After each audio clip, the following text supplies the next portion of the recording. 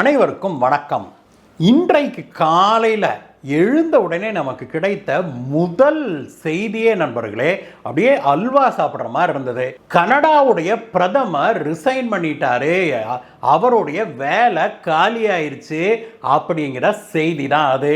கனடாவுடைய பிரதமர் பதவி காலியானதுக்கு காரணமே மோடி அவர்கள் தான், பாரத பிரதமர் மோடி அவர்களுடைய தந்திரம் தான் அப்படின்னு உலக ஊடகங்கள் பலவும் எழுத ஆரம்பிச்சிருக்குது. அமெரிக்க ஊடகங்களும் கனடா ஊடகங்களும் மிக அதிகமாக எதை ஃபோக்கஸ் பண்றாங்கன்னா, இந்தியாவுடைய பிரதமருக்கும் ஜஸ்டின் ட்ரூடோவுக்கும் ஏற்பட்ட அந்த தகராறு தான் ஜஸ்டின் ட்ரூடோவுடைய பதவியே பறிபோனதுக்கு காரணம் அப்படின்னு அதைத்தான் ஹெட்லைன்ல எழுதிட்டு இருக்கிறாங்க. பாரதத்துக்கு எதிராக ஜஸ்டின் ட்ரூடோ இல்ல, இதற்கு முன்பு கூட சிலர் கிளம்பி அவர்களுக்கெல்லாம் பதவி போயிருக்குது அப்படிங்கிறதும் நமக்கு தெரியும். யாருக்கெல்லாம், எந்த நாட்டு தலைவருக்கெல்லாம் அப்படி பதவி போயிருக்குதுன்னு உங்களுக்கு நினைவு இருக்குது அப்படின்னாக்கா கீழே இருக்கிற கமெண்ட்ஸில் எழுதுங்க நண்பர்களே. நாம இந்த வீடியோவில் நடுவில் ஒரு இடத்துல நாம் கண்டிப்பாக இந்த லிஸ்ட்டை நாம் சொல்ல போகிறோம்.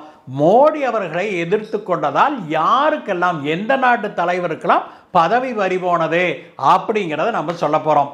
வாங்க நண்பர்களே, இன்றைய சுவாரஸ்யமான வீடியோவை பார்க்க போகலாம். இந்த ஜஸ்டின் ட்ரூடோ மண்டை உருண்டதை போல சுவாரஸ்யமான ஜியோ பொலிட்டிக்கல் நியூஸை, பூகோள அரசியலை பற்றி நீங்க தெரிஞ்சுக்கணும் அப்படின்னாங்க நம்முடைய சேனலுக்கு நீங்க சப்ஸ்கிரைப் பண்ணுங்க நண்பர்களே.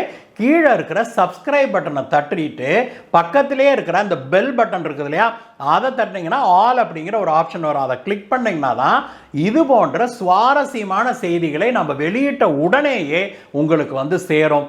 என்ன நண்பர்களே, கீழே இருக்கிற சப்ஸ்கிரைப் பட்டனை தட்டிட்டீங்களா? தட்டி இருந்தீங்க அப்படின்னாக்க வாங்க வீடியோக்கு போகலாம்.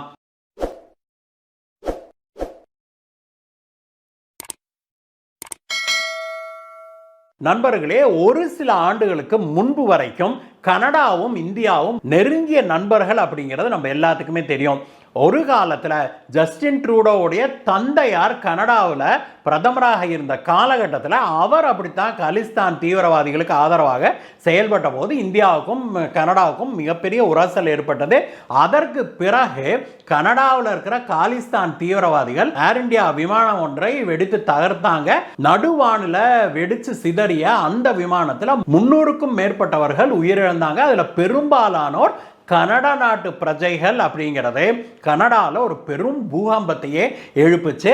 அந்த பூகம்பத்துடைய சுழற்சியில் கனடாவுடைய பிரதமராக இருந்த ஜஸ்டின் ட்ரூடோவுடைய அப்பா பதவி இழந்து காணாமையே போனாருங்கிறத பார்க்கிறோம். அதற்கு பிறகு கனடா திருந்தி ஒரு நல்வழிக்கு வந்ததை நம்ம பார்த்தோம். அதற்கு பிறகுதான் இந்தியாவும் கனடாவும் மிகவும் நெருங்கிய உறவை பேணி வந்தாங்க.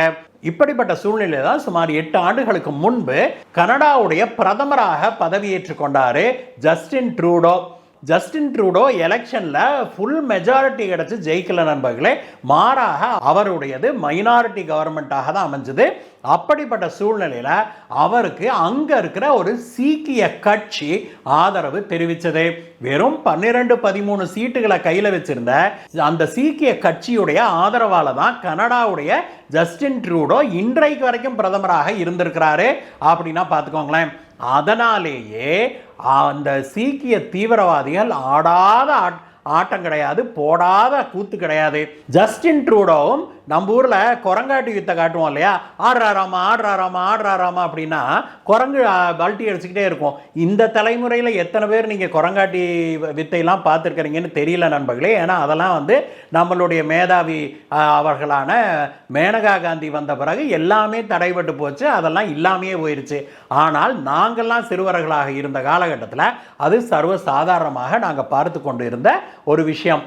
அப்படி ஆடுறாராமா ஆடுறாராமான்னா அந்த குரங்கு சாமர் சால்ட் அடிக்கும், பல்ட்டி அடிக்கும், எல்லாம் பண்ணும் இல்லையா, அந்த மாதிரி குரங்காட்டி வித்தை காட்டுவது போலதான் ஜஸ்டின் ட்ரூடோவுக்கு ஆதரவளித்த சீக்கிய கட்சியுடைய தலைவரான ஜக்மீத் சிங் செய்து கொண்டிருந்தாரு. ஆடுறாராமா ஆடுறாராமான்னு ஜக்மீத் சிங் அங்க வந்து மோளத்தை தட்டுனா, இங்க நம்பாலு ஜஸ்டின் ட்ரூடோ அப்படி எப்படியெல்லாம் வேணுமோ அப்படியெல்லாம் சாமர் சால்ட் அடிச்சுக்கிட்டு டான்ஸ் ஆடிக்கிட்டு இருந்ததை பார்த்தோம். காலிஸ்தான் தீவிரவாதிகளுக்கு ஒரு மிகப்பெரிய உந்துதலாக கனடாவுடைய இந்த அரசாங்கம் அமைந்ததுதான் கொடுமையிலும் கொடுமை. டெல்லியில விவசாயிகள் போராட்டம் அப்படிங்கிற பேர்ல மிடில்மேன் வந்து உட்கார்ந்தாங்களே, இடைத்தரகர்கள் வந்து போராட்டம் நடத்தினாங்களே ஒரு வருடத்துக்கு மேல. அந்த போராட்டத்துக்கு கனடாவில் இருக்கிற காலிஸ்தான் தீவிரவாதிகள் மூலமாகத்தான் முழுமையான ஃபண்டிங் வந்தது. அங்கிருந்து டென்ட் என்ன, அங்கிருந்து மெத்தை என்ன, எல்லாமே கனடாவிலிருந்து வந்து அங்க இந்தியாவுக்கு எதிரான ஒரு மிகப்பெரிய முழக்கத்தை அவங்க எழுப்பியதை பார்த்தோம். ஒரு பெரும் புரட்சியாக இது வெளிநாடுகள் எல்லாம் இது வந்து சித்தரிக்கப்பட்டது. ஒரு வருடத்துக்கு மேலாக இந்த போராட்டம் நடந்தது. அதை இந்திய அரசாங்கம் ஒடுக்கக்கூடாது அப்படின்னு மேற்கத்திய நாடுகள் எல்லாம் பயங்கரமா குரல் எழுப்பி வந்தாங்க.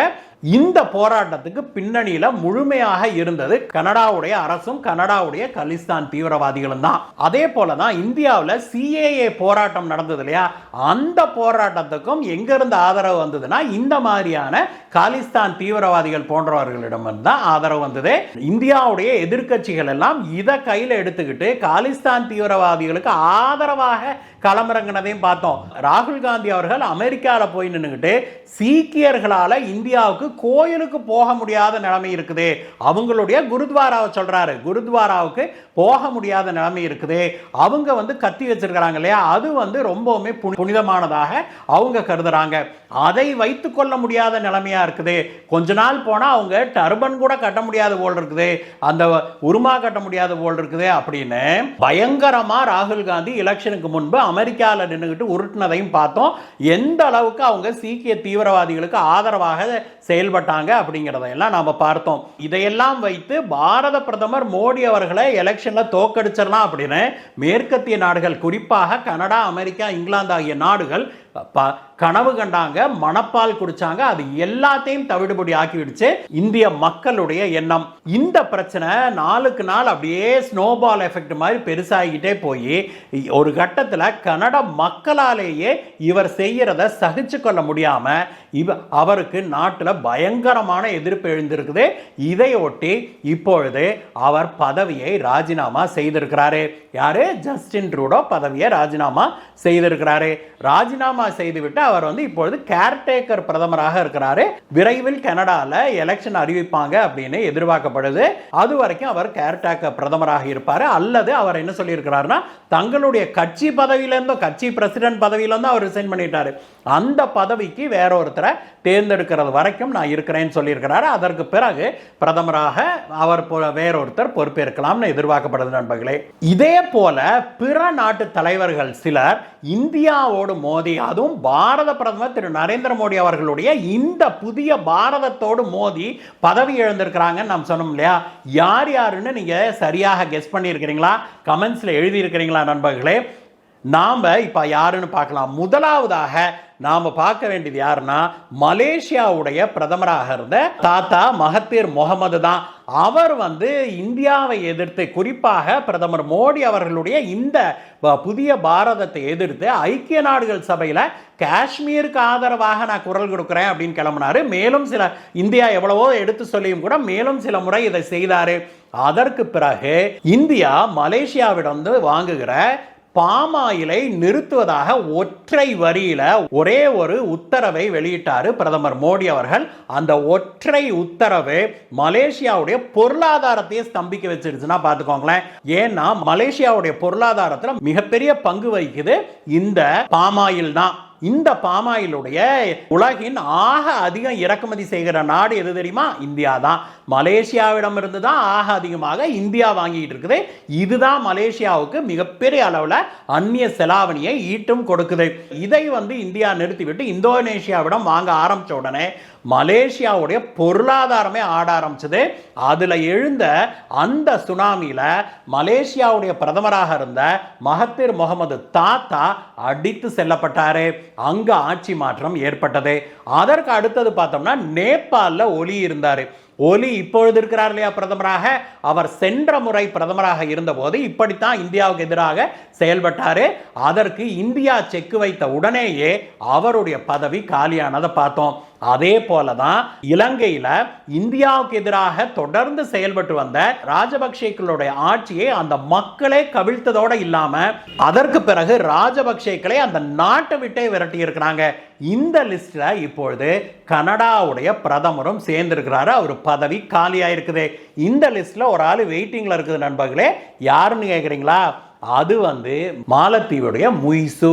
அவர் இப்பொழுது அடக்கி வாசிச்சாலுமே கூட நாம அவ்வளவு எளிதில் மாலத்தீவை நாம மன்னித்து விடுவோமா அப்படிங்கிற ஒரு கேள்வியும் இருக்குது.